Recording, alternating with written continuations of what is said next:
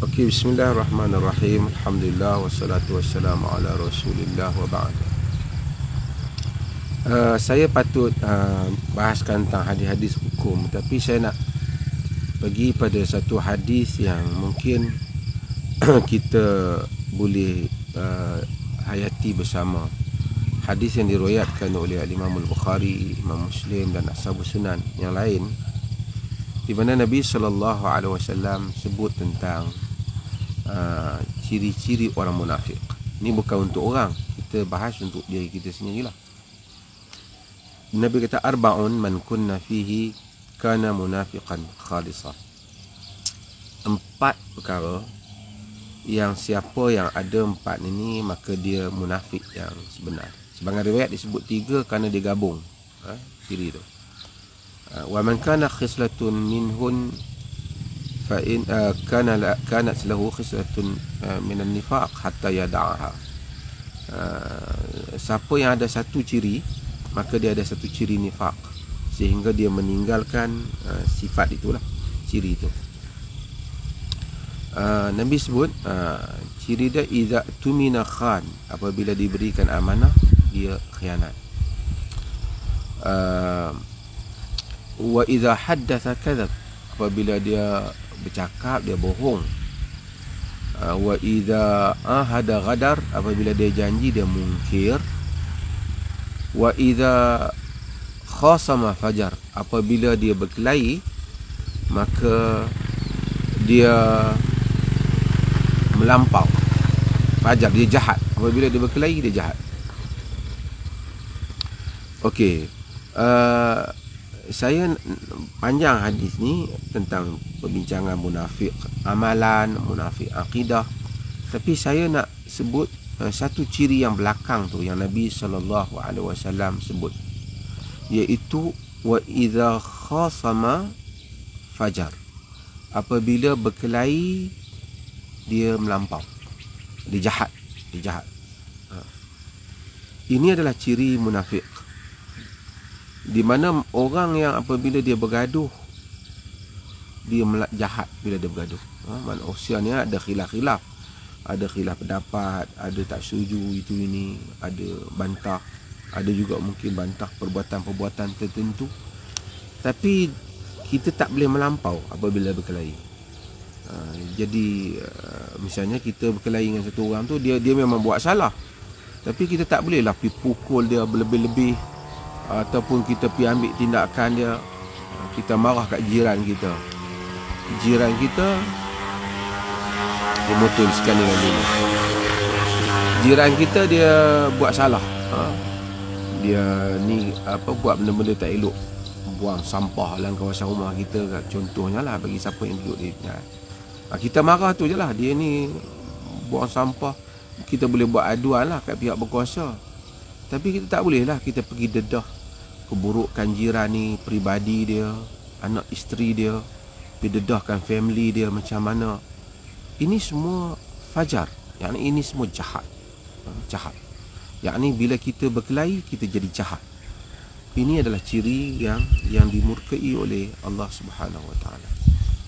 Kerana saya nak sebut satu perkara kadang-kadang berlaku dalam orang politik, berlaku di kalangan orang-orang yang bersaing di medan pemikiran, dalam aktivis masyarakat. Mereka ni bersaing kadang-kadang antara satu sama lain, dan tentu ada pihak yang kadang-kadang juga memang salah. Macam orang politik tertentu, dia memang salah misalnya, ataupun dia memang dia buat tindakan yang salah guna, salah apa. Tapi itu pada satu sisi dia salah dalam hal berkenaan dengan membabitkan hal awam. Kita apalah, kita bagi tahulah, kita buat aduan, kita buat bantahan, kerana perkara itu membabitkan kepentingan awam. Tetapi kita tidak boleh pergi ke perkara-perkara personal yang membabitkan antara seseorang dengan Tuhannya sahaja. Kita dedah tentang isteri dia, kita dedah tentang anak dia, kita dedah tentang diri dia, benda-benda yang tak elok. Hal ini dilarang oleh Allah Subhanahu Wa Taala dan dilarang oleh Nabi sallallahu alaihi wasallam. Yang mana kita nak dedah berkaitan dengan soal salah guna kuasa, salah guna dana awam, itu tak apa, benda membabitkan hal awam. Tapi hal personal tak wajar untuk kita masuk, kerana ini dilarang oleh Allah Subhanahu Wa Taala. Sebab itu agama ni, dia benda-benda personal ni, walaupun kadang-kadang mungkin benar, dia nak menyembunyikannya. Sebab itu Allah Subhanahu Wa Taala kata dalam Quran tentang orang yang menuduh orang yang berzina. Walladzina yarmuna al-muhsanat thumma lam ya'tu bi arba'ati syuhada fajliduhum 80 jaldah. Apa orang-orang yang orang-orang yang menuduh orang-orang muhsanat, wanita-wanita yang baik berzina.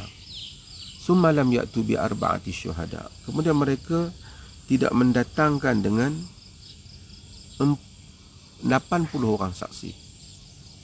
Mereka tidak mendatangkan dengan 4 orang saksi. Fajliduhum 80 jaldah, maka sebat mereka sebanyak 80 rotan. Nak tuduh orang berzina, nak bawa 4 orang saksi ni bukan mudah. Siapa nak tunggu kalau dah 4 orang mari duk tengok dia berzina? Kena nampak kemaluan masuk dalam lelaki, masuk dalam kemaluan perempuan. Kalau setakat dah tengok bercumbu-cumbuan, berpeluk-pelukan, dah tak boleh buat tuduhan zina. Dia kena sebat boleh buat tuduhan tu. Dia kena tengok berlakunya zina itu. Kalau tak datang, Allah kata fajliduhum 80 jaldah, sebat mereka 80 rotan. Wala taqbalu lahum syahadatan abada, jangan terima dah penyaksian mereka selepas daripada itu. Wa ulaika humul fasiqun, mereka itu orang-orang yang fasik. Padahal macam mana kalau satu orang cakap benar, memang pun dia tengok 3 orang tengok orang baik-baik, tapi Allah tak lagi, Allah nak 4.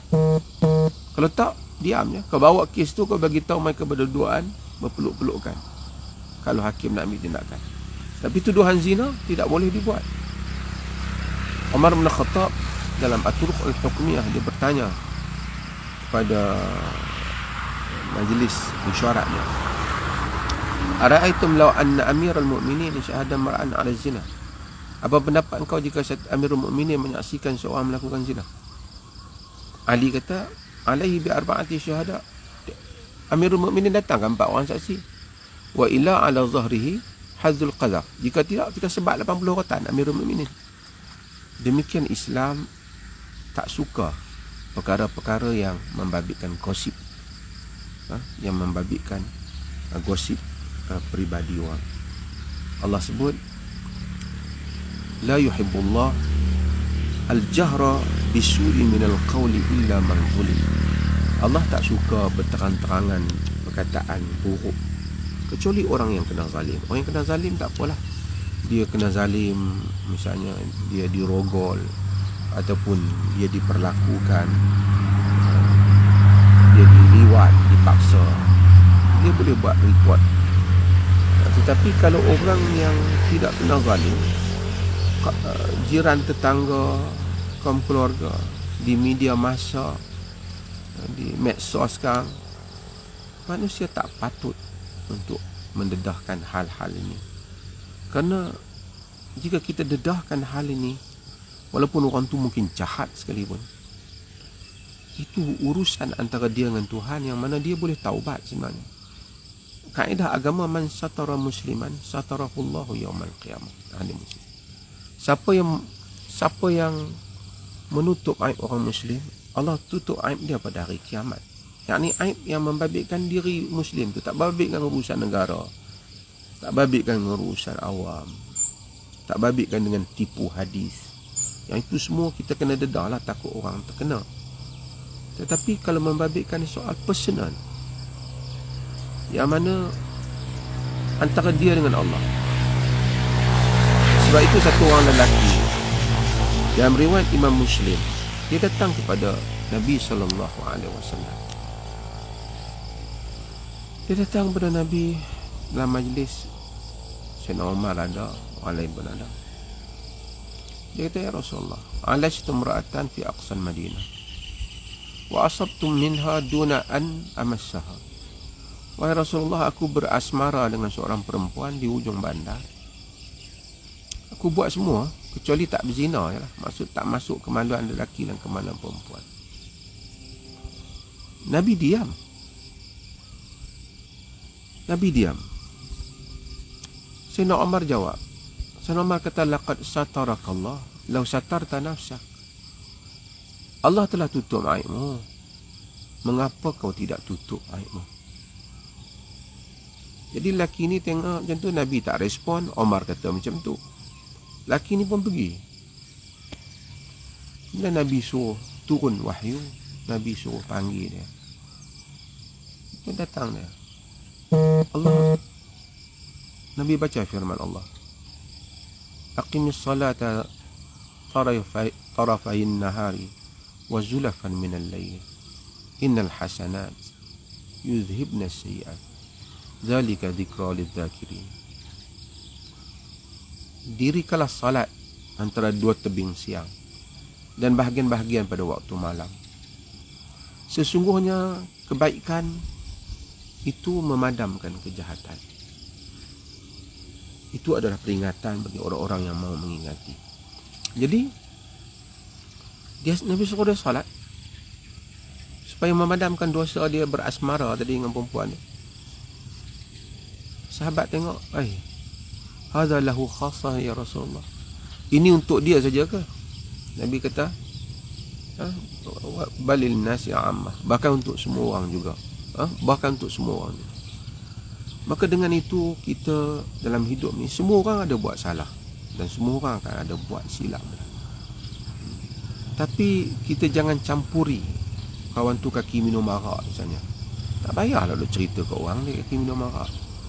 Kalau kau nak tegur, kau pergi tegur dia terus. Kawan tu kaki judi umpamanya. Tak payah cerita orang dia judi. Nak tegur, tegur dia terus. Bagi tahu dia. Ini urusan yang membabitkan hak ehwal individu.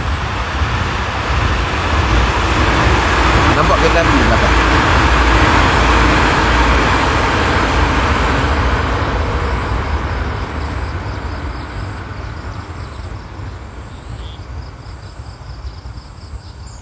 Saya sebut tadi, ini urusan individu. Tapi melainkan kalau dia buat kesalahan yang membabitkan curi harta awam, itu cerita lain lah. Membabitkan kepentingan awam. Tapi kalau antara dia dengan Tuhannya, setiap kita ada keaiban dan kesalahan yang kita lakukan. Jiran kita marah kat dia. Macam saya kata tadi, tak payahlah kita nak bangkit bagi tahu jiran sebelah. Jiran aku tu buang sampah dalam kawasan rumah aku. Dia tu aku tengok bini dia pun keluar rumah bukan tutup aurat. Apa kau nak babit hal-hal peribadi orang? Yang mana kau nak bantah ikut channel lah, kan? Kalau kita fikir semua kita ni memang ada salah dalam hidup. Seperti mana kita mau Allah mengampuni kita, orang lain pun mau Allah mengampuni mereka juga. Tapi once kita buka orang punya, Allah akan buka kita punya. Orang yang duk buka kesalahan orang ni, walaupun dia senang tersenyum, masa dia buka benda-benda aib peribadi orang, dia rasa orang tu terkena, harinya akan tiba. Harinya akan tiba. Dan apabila hari itu tiba, dan kita akan tahu bahawasanya bagaimana Allah bertindak terhadap orang-orang yang menzalimi orang lain dalam hal itu. Sebab itu saya sebut hadis ini sebagai peringatan kepada kita lah, kita semua, tentang berurusan dengan orang. Nak marah, kita boleh marah lah, marah dia dalam hal-hal yang berkenaan itu. Kita marah dia urusan tak jaga kawasan ke, dia marah lah. Tapi personal kehidupan yang mana seorang boleh taubat antara dia dengan Tuhan, ini kita jangan masuk campur.